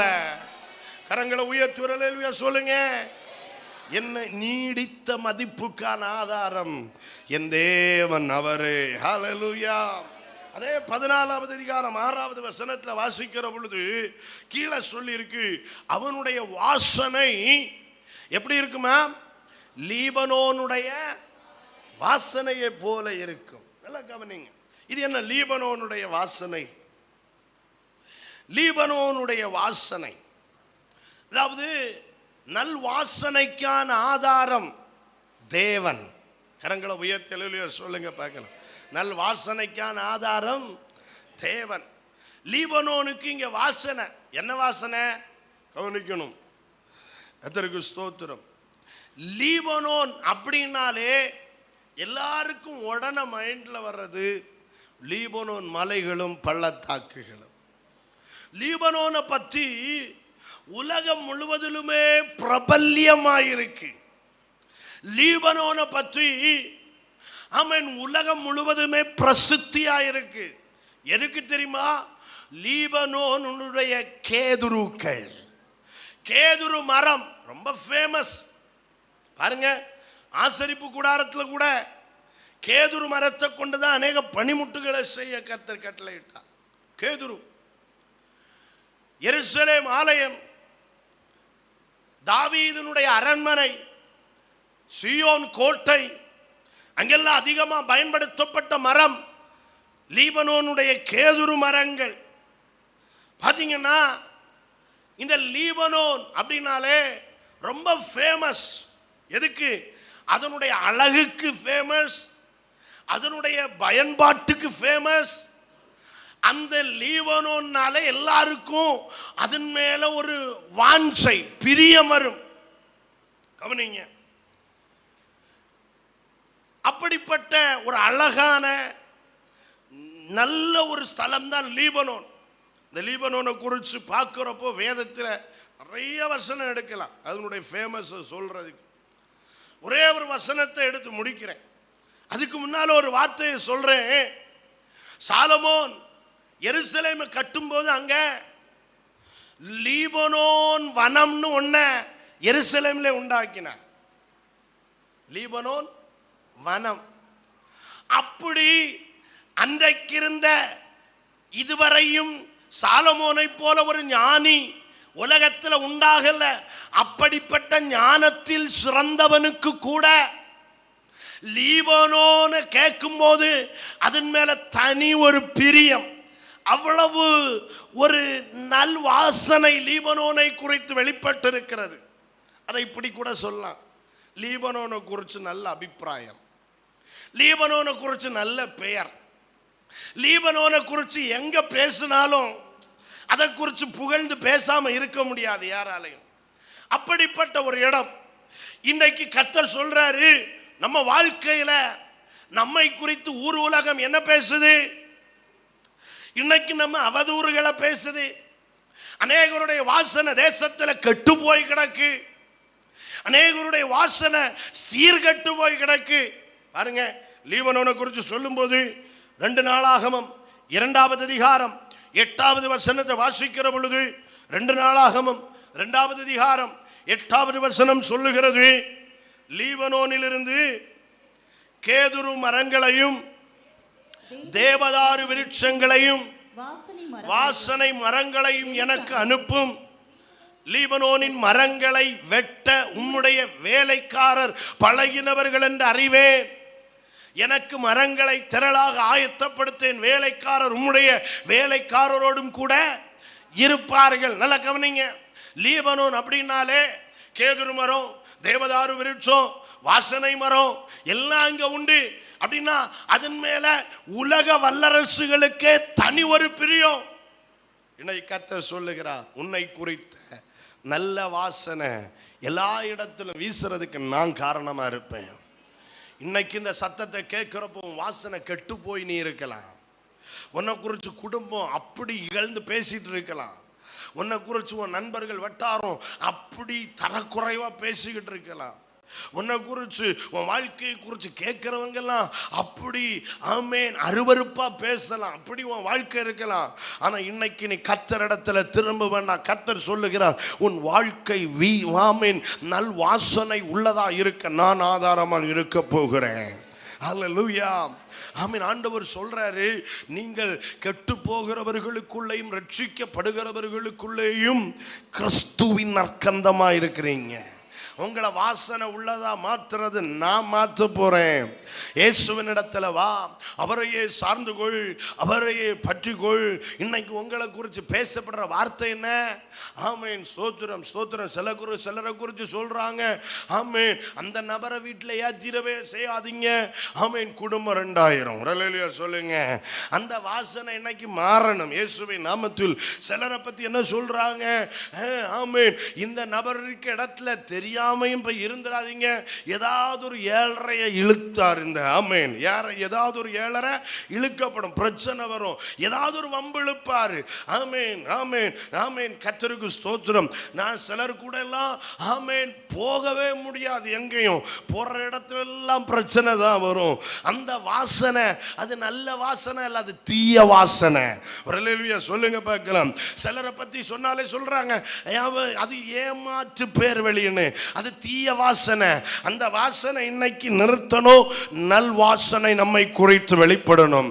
ஆமென். சிலரை பத்தி பேசினா இதுவா, எப்ப பார்த்தாலும் அடுத்த ஆளை பத்தி பேசிக்கிட்டே இருக்கும், அது தீய வாசனை. சிலரை பத்தி சொல்லுவாங்க, இந்த நபரா எப்ப பார்த்தாலும் தன்னை பத்தியே புகழ்ந்துகிட்டே இருப்பாரு. ஆமென். இந்த நபரா ஆமென் எப்ப பார்த்தாலும் யாருக்கு ஆமென் ஆப்படிக்கலான்னு ஆளு எப்பவுமே யோசிச்சுக்கிட்டே இருக்கும். ஆமென். இந்த நபரா, இந்த நபர் எப்பவுமே எரிச்சல் உள்ள ஆளு, இந்த நபரா இது பொறாமை உள்ள ஆளு, இந்த நபரா ஒரு வாய்க்கும் கொள்ளாது, இப்படிலாம் சொல்றது தீய வாசனை. இன்னைக்கு கர்த்தர் சொல்றார், அந்த வாசனை எல்லாம் நீங்கி நீ நல் வாசனை உள்ளதா மாறணும்னா உனக்கு ஆதாரம் கர்த்தர். எத்தனை பேர் ஆமென் சொல்றீங்க? கர்த்தர் தான் உன்னுடைய நல் வாசனைக்கு ஆதாரம். உன் பேர் மாறணுமா, கர்த்தரை நம்பு, நீ கர்த்தர் ஆதாரமா இருக்கணும். அல்லேலூயா.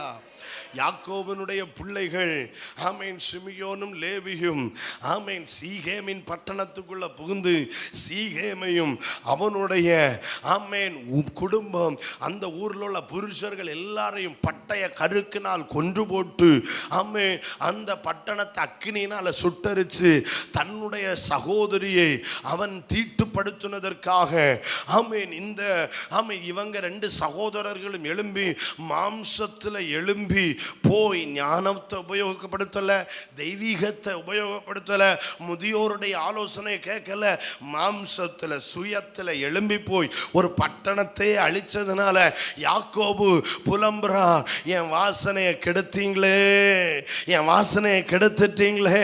இன்னைக்கு நான் விரும்புகிறேன், வாசனை கெடுக்கிறவர்கள் அல்ல நாம், வாசனையை பரவ செய்கிறவர்கள், வாசனை உண்டு பண்றவங்க. எத்தனை பேர் விரும்புறீங்க நான் நல்ல வாசனை உள்ள மனிதனாக காணப்பட வேண்டும்? என்ன குறித்து ஆமென் பாருங்க, இஸ்ரவேலை குறித்து ஆண்டவர் சொன்னார், உன்னை குறித்து நல்ல வசனங்கள் வசனிக்கப்படும். சொல்லுங்க. யாக்கோபு தன் பிள்ளை ஆசீர்வதிக்கும் போது சொல்றார், உன்னை குறித்து இனிமையான வசனங்கள் வசனிக்கப்படும். அந்த வார்த்தையே திருச்சபைக்கு மேல வைக்கிறேன்.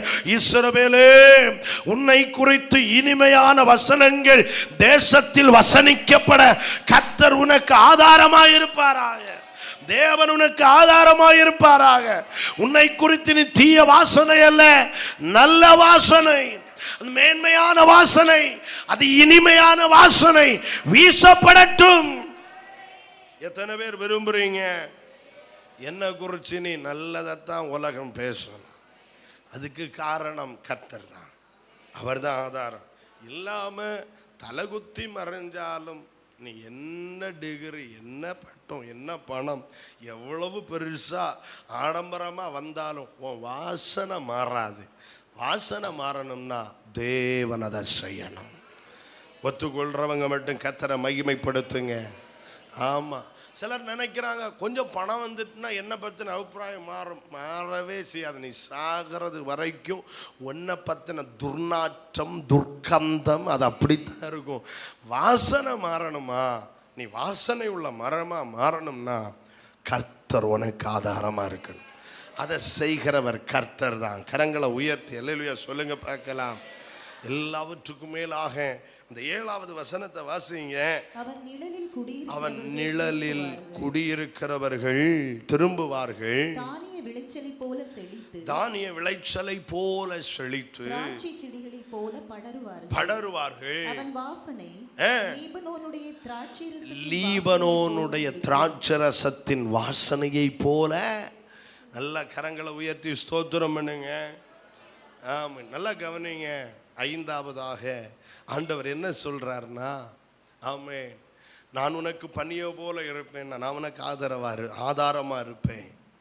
ஆதரவல்ல, ஆதாரம். ஆமென். எதுக்கு ஆதாரமா இருப்பேன் தெரியுமா? நீ பயனுள்ளவனாவதற்கான ஆதாரமாய் நான் இருப்பேன். நீ பிரயோஜனம் உள்ளவனாவதற்கான ஆதாரமாக இருப்பேன். நல்லா கவனிங்க. இஸ்ரவேலிங்க ஒரு வகைக்கும் கொள்ளாமல் இடிஞ்சு உடஞ்சி அசுத்தமாக கேடுண்டாக்கப்பட்டு கையில் எடுக்க முடியாத ஒரு பாத்திரமாக கிடக்கு. கர்த்தர் சொல்கிறாரு, நீ என்னட்ட மட்டும் திரும்பி வருவேன் வையேன், உன்னை நான் பயனுள்ளதாக மாற்றுவேன். எப்படி? அவன் நிழலில் குடியிருக்கிறவர்கள். அப்படின்னா நீ நிறைய பேருக்கு நிழலாக இருப்ப. இன்னைக்கு நல்லா கவனிங்க, இந்த வார்த்தை எல்லாரும் கவனிக்கணும், ரொம்ப தெளிவாக நான் பேசுகிறேன். இன்னைக்கு நீ திரும்புவேன்னா உன் நிழலில் இருக்கிறவங்களையும் திரும்பும்படிக்கு நான் செய்வேன். நீ நிறைய பேருக்கு நிழலாக இருப்ப. ஹல்லேலூயா. அந்த நிழலில் இருக்கிறவங்க எல்லாம் திரும்புவார்கள். பாருங்க, தானிய விளைச்சலை போல செழித்து திராட்சை செடிகளை போல படருவார்கள். எப்படி? யாரு? உன் நிழல்ல இருக்கிறவங்க, உன் கீழே இருக்கிறவங்க. அதாவது உன் குடும்பம் ஆசீர்வதிக்கப்படணுமா, உன் வம்சம் ஆசீர்வதிக்கப்படணுமா, உன் உற்றார்கள் ஆசீர்வதிக்கப்படணுமா, உன் நண்பர்கள் ஆசீர்வதிக்கப்படணுமா, உனக்கு கர்த்தர் ஆதாரமாக இருப்பார்னா உன் கூட வந்து சேர்ற எல்லாருக்கும் அந்த ஐஸ்வர்யம், அந்த கனம், அந்த மேன்மை உண்டாகி கொண்டே இருக்கும். ஹல்லேலூயா. பாருங்க, ஆபிரகாம் தேவனால் அழைக்கப்பட்டார். அழைக்கப்பட்ட ஆபிரகாமுக்கு திரளான ஆடு மாடுகள், அவன் சீமானாய் இருந்தான். அது மாத்திரமல்ல, அவன் ஐஸ்வர்யவானாய் இருந்தது மட்டுமல்ல, ஆமென், அந்த பூமி தாங்கக்கூடாத அளவுக்கு ஆட்டு மந்தைகள் அவனுக்கு இருந்துச்சு. லோத்துவுக்கும் ஆபிரகாமினுடைய ஆமென் வேலைக்காரர்களுக்கெல்லாம் பிரச்சனை ஏன் வந்துச்சு அப்படின்னு கேட்டீங்கன்னா, இந்த பிரச்சனை தான். இதை மேனேஜ் பண்ண முடியல ஒரே இடத்துல இருந்து. அப்படித்தான் லோத்து இனி வேண்டாம், நமக்குள்ள பிரச்சனை வேண்டாம் போறேன்ட்டு ஆட்டு மந்தைகள் எல்லாம் கூட்டிக்கிட்டு அவர் பாட்டுக்கு போனான். போன இடம் பச்சையானது, செழிப்பானது, எல்லாம் உண்மைதான். அந்த ஆபிரகாமின் நிழலில் லோத்து இருக்கிறது வரைக்கும் லோத்துவுக்கு பெருக்கம் இருந்துகிட்டே இருந்துச்சு. அதுதான் கர்த்தர் ஒரு மனுஷனுக்கு ஆதாரமா இருப்பார்னா அவன் கூட இருக்கிற, அவன் நிழல்ல இருக்கிற எல்லாருக்கும் அந்த ஆசீர்வாதம் தான். இப்போ லோத்துவ அந்த பட்டணத்தை அழிக்க போறதுனால ஆமென் கர்த்தர் லோத்துவ குடும்பத்தை வெளியே கொண்டு வரும்போது அந்த லோத்துவினுடைய ஆடை பற்றியும் சொல்லல, மாடை பற்றியும் சொல்லல, மந்தைய பற்றியும் சொல்லல, ஆமென் எதுவையும் குறித்து சொல்லல. ஆமென். அப்படின்னா லோத்துவினுடைய வர்த்தனைக்கு காரணம் லோத்துவின் மேல் இருந்த திறமை அல்ல, லோத்து ஆபிரகாமின் நிழலில் இருந்து தான் அந்த நன்மைகளை பெற்றுக்கொண்டார். கரங்களை உயர்த்துறலையா சொல்லுங்க பார்க்கலாம். இந்த மாதிரி கர்த்தர் சொல்றாரு, உன் நிழல்ல சிலரை பயனுள்ளவர்களா மாற்ற போறேன். கர்த்தருக்கு ஸ்தோத்திரம். ஹல்லேலூயா. அதாவது இந்த வசனத்தின் ஆழம் இன்னும் ரொம்ப ஆழமான வசனம் இது.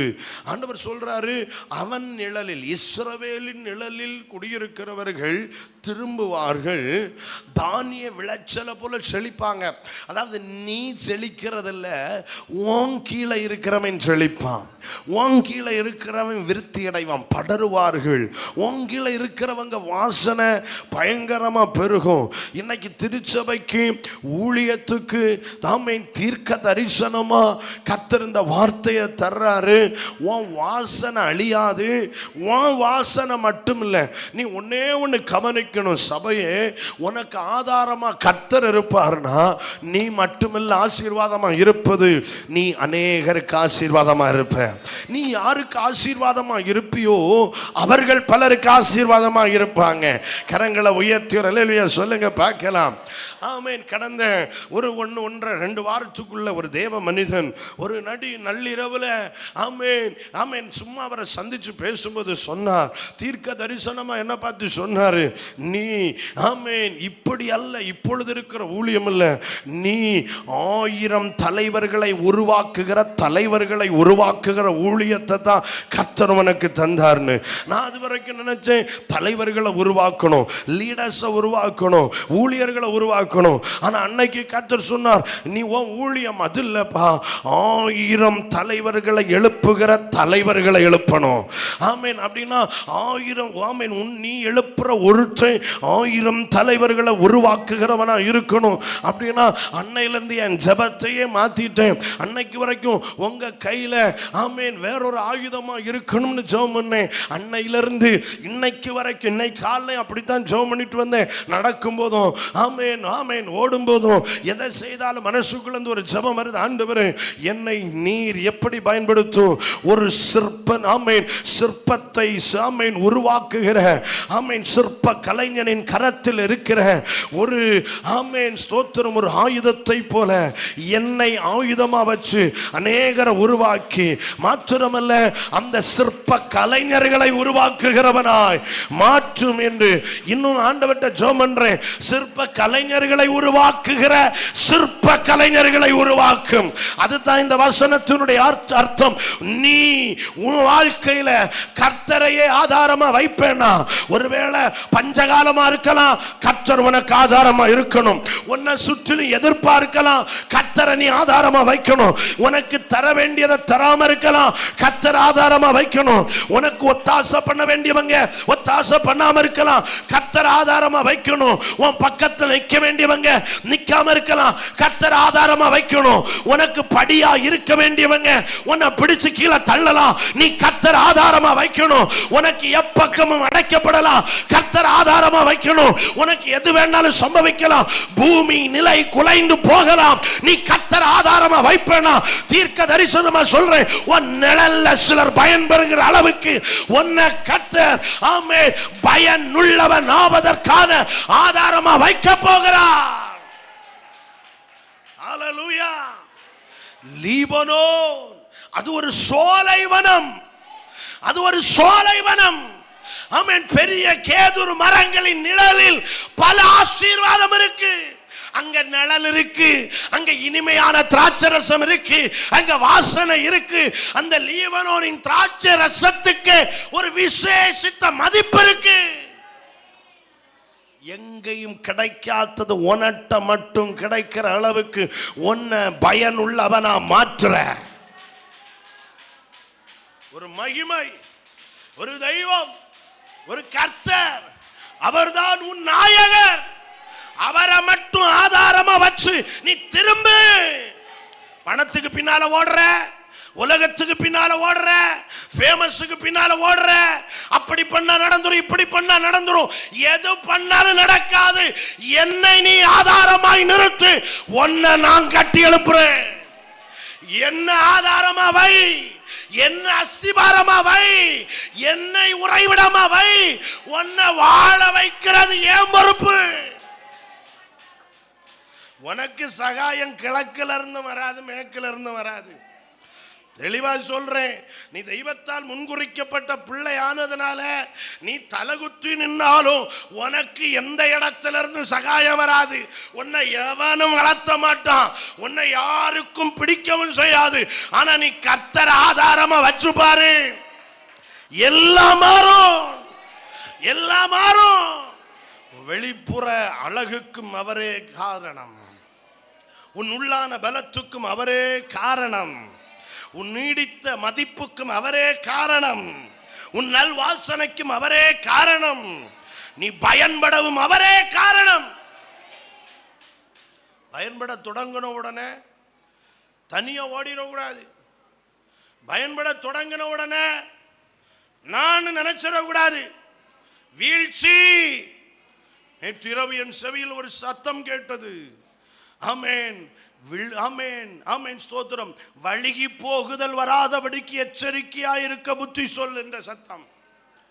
வழுகி போகுதல் சம்பவியாதபடிக்கு எச்சரிக்கையாயிருக்கணும். சில குடும்பங்கள் கொஞ்சம் ஆசீர்வாதம் கிடைச்சிச்சு, கொஞ்சம் மேன்மை கிடைச்ச உடனே ஜெபம் வேண்டாம், உபவாசம் வேண்டாம், கர்த்தர் வேண்டாம். ஆமென். எல்லாருக்கும் மேல நம்ம உயர்த்தி கொள்ளுகிற நம்முடைய கால்களை எவ்வளவு நீ பயன்பட தொடங்குறியோ அவ்வளவு நீ உன்னை தாழ்த்த வேண்டும். பயன்படுவது என் திறமை அல்ல, பயன்படுத்துகிற கரம் ஒன்று இருக்கிறது, அதுதான். 4 பேருக்கு புத்தியா வச்சிருக்கிறார்னா இது கிருபை, இது கிருபை. இது புத்தியினமான மண்டை, இதனால ஒரு பிரயோஜனமும் கிடையாது. ஒரு நாள் அவர் தம் முகத்தை மறைத்து விட்டால் இந்த உலகத்துல என்னால நிக்க முடியாது. நான் ஆமென் உணர்ந்திருக்கிறேன். ஆண்டவர்கிட்ட சொல்லுவேன், நீர் முகத்தை மறைச்சா என்னால 1 மணி நேரம் கூட தாண்ட முடியாது. ஏன்னா இங்க இருக்கிற பவர் சோர்ஸ் எல்லாம் அங்க இருக்கு. இங்க ஆபரேட் ஆகிற எல்லாத்தினுடைய பவர் சோர்ஸ் அங்க இருக்கு. ஆமென். கரங்களை உயர்த்தி அல்லேலூயா அல்லேலூயா. அந்த பவர் சோர்ஸ் எப்பொழுதுமே விட்டு விலக கூடாது. ஆமென். தீமோத்தேயுவை பார்த்து சொல்லுகிறார், குமாரனே நீ தேவனுடைய கிருபையில் பலப்படு. கரங்களை உயர்த்தி ஸ்தோத்திரம் பண்ணுங்க. இன்னைக்கு எத்தனை பேர் அவர் ஆதாரமாக்கி கொள்றீங்க? எல்லாரும் முழங்கால் படியிடலாம். தேவ சமூகத்தில் எல்லாரும் தேவ சமூகத்தில் முழங்கால் படியிடுவோம். 2 கரங்களை உயர்த்தி வேகமா வேகமா சொல்லுங்க, என் வாழ்க்கையில நீங்க தான்ப்பா எல்லாத்துக்கும் காரணம், நீங்க தான்ப்பா எல்லாத்துக்கும் ஆதாரம். ஓ ராமனா சாதாரண இந்த வசனத்தை மறக்கவே கூடாது. என் வாழ்க்கை மாறாதா? மாறும். கர்த்தர் ஆதாரமா வச்சா மாறும். கர்த்தர் அஸ்திபாரமா வச்சா மாறும். அவர்தான் என் அஸ்திபாரம், ஆதாரம், காரணம். எனக்கு எல்லாத்துக்கும் காரணம் அவர்னு மனதார டெய்லி எப்போ உன் இருதயம் அறிக்கை இடுமானா உன் வாழ்க்கை கண்டிப்பா மாறும் மாறும் மாறும். 2 கரங்களை உயர்த்தி கண்களை மூடி பேசுங்க. ஆண்டவரே, என் வாழ்க்கைக்கு எல்லாவற்றுக்கும் காரணம் நீங்க தான்ப்பா. சொல்லுங்க, எல்லாவற்றுக்கும் காரணம் நீங்க தான். ஆமா, சத்தம் போதாது, பேசுங்க பேசுங்க. ஆமா, நீங்க தான் ஏசப்பா, நீங்க தான் ஏசப்பா. ஓ தேங்க்யூ லோ. ஆதாரம் நீர் தானையா, ஆதாரம் நீர் தானையா, ஆதாரம் நீர் தானையா,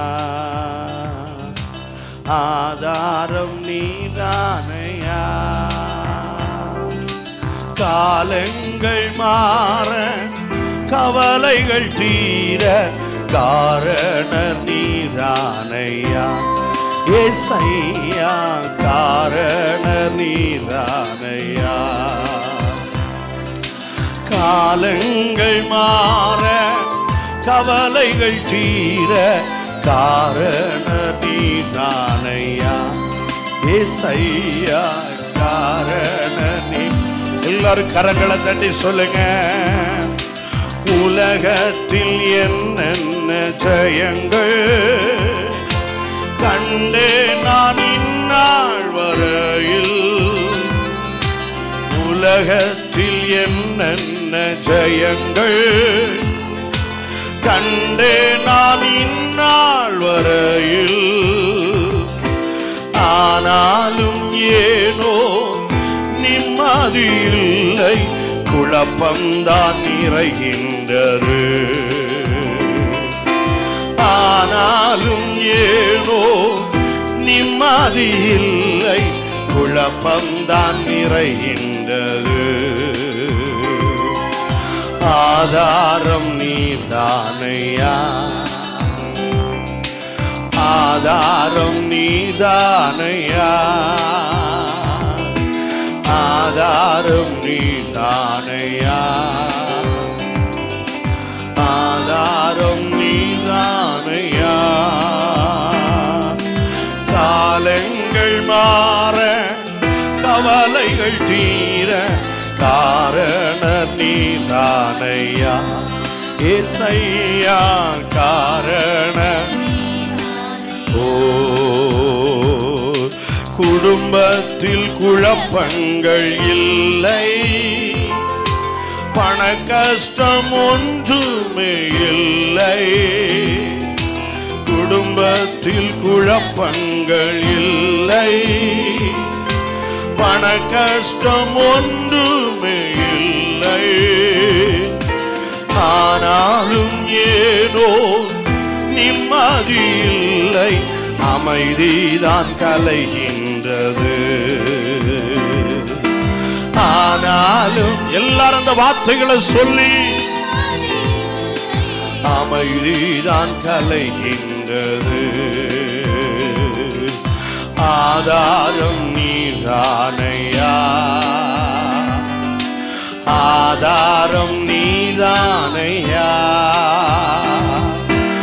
ஆதாரம் நீதானையா. உணர்ந்து வாய்களை திறந்து காலங்கள் மாற கவலைகள் தீர காரண நீதானையா. காலங்கள் மாற கவலைகள் காரணம் நீதானையா. உந்தனின் சாட்சியாய் வாழ உள்ளத்தில் வெகு நாளாய் ஆசை. சொல்லுங்க, உந்தனின் சாட்சியாய் வாழ உள்ளத்தில் வெகு நாளாய். அதுக்கு காரணமா தேவன் உம்மிடம் வந்து உள்ளத்தை தந்தேன், சாட்சியாய் வாழ்ந்திடுவே. உம்மிடம் வந்து உள்ளத்தை தந்தேன், சாட்சியாய் வாழ்ந்திடுவேன். உம்மிடம் வந்து உள்ளத்தை தந்தேன், சாட்சியாய். ஓ ஆதாரம், ஆதாரம் நீதானையா, ஆதாரம் நீதானையா, ஆதாரம், ஆதாரம் நீதானையா. எல்லாற்படி போடு ஆதாரம். ஓஹோ, காலங்கள் மாற கவலைகள் தீர காரண நீதானையா. காலங்கள் கவலைகள் காரண நீதானையா. ஏசையா காரண. சொல்லுங்க, ஏசையா காரண. ஆமென். ஏசையா காரண. ஆமென். ஏசையா காரண. அப்படி அர்ப்பணிக்கிற ஒவ்வொரு தேவ பிள்ளைகளுக்கும் கர்த்தரே ஆதாரமாக இறங்கி வருகிறார். கர்த்தரே ஆதாரமாக இறங்கி வந்து சொல்லுகிறார், நான் உனக்கு பனிய போல இருப்பேன், நீ லீலி புஷ்பத்தை போல மலருவேன், நீ ஆழமா வேரூன்றி நிற்ப, நீ கிளை விட்டு பரம்புவேன், வாசனை கொடுப்பேன், உனக்கு நல்ல மதிப்பு உண்டாகும். இன்றையிலிருந்து பிதா குமாரன் பரிசுத்தாவியானவருடைய திரியேக நாமத்தில் உன்னை ஆசீர்வதிக்கிறேன். உன் எல்லா மாற்றத்துக்கும் நீ கிறிஸ்துவின் சாட்சியாய் கிறிஸ்துவை பிரதிபலிப்பதற்கு அவரே உனக்கு ஆதாரம், அவரே உனக்கு காரணமா. இந்த ஆராதனை முடிகிறப்போ உன் உரிமை சொத்தா அவரையே தர்றார், அஸ்திபாரமா அவரையே தர்றார், அவரையே உனக்கு பகிர்ந்தளிக்கிறார். பெற்றுக்கொள். ஒரு நிமிடம் கரங்களை தட்டி ஆவியில நிரம்பி அபிஷேகத்துல நிரம்பி பெற்றுக்கொள். உன் வெறுமையான கை நிரப்பப்படும், உன் சூனியம் மாறும், உன்னை குறிச்ச துர்வாசனை மாறும். இயேசுவின் நாமத்தில் இவர்கள் மேல் இயேசுவின் ரத்தத்தை தெளிக்கிறேன். ஓ, இயேசுவின் ரத்தத்தை தெளிக்கிறேன், இயேசுவின் ரத்தத்தை தெளிக்கிறேன். ஆதாரமாய் தெய்வம் இயேசு இவர்களுக்கு என்னென்னைக்கும் இருப்பாராக.